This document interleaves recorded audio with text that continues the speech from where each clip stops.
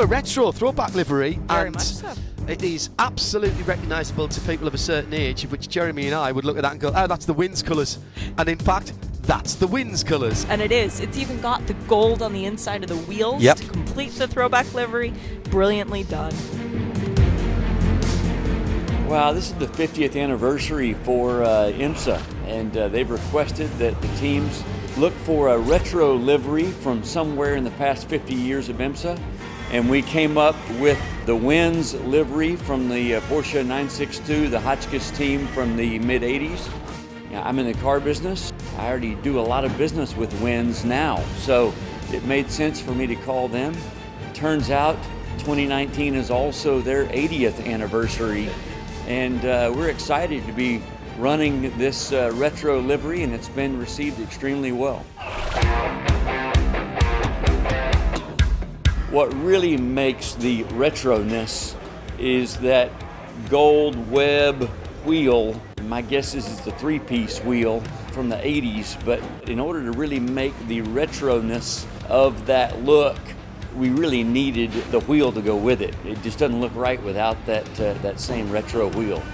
To make this wheel, I called up my good friends at FinSpeed, and it was pretty amazing because we're talking about a time period over the holidays, right before the roar. And I think we came up with this idea to build the wheel about December 20th, something like that. So the design and the engineering and the production of the wheel was all in about 2 weeks, which was phenomenal.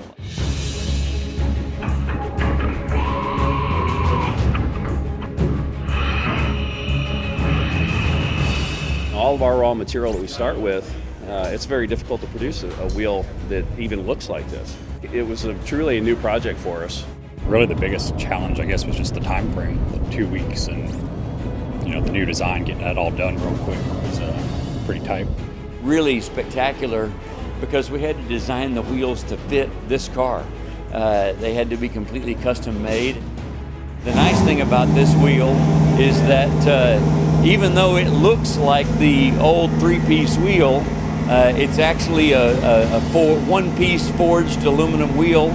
It's all been cut out of the same piece of aluminum, but we've done the treatment to make it look like the older retro-style looking wheel. But the good news is it's strong enough to go out and run this 24-hour race if we needed to.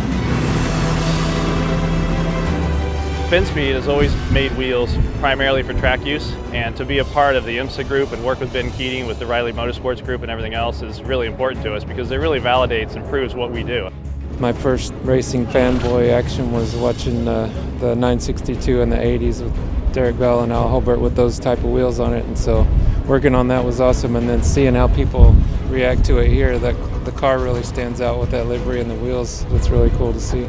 These are fun projects for us because you always want to push your people and get them out of their comfort zone, and this sure as heck does that.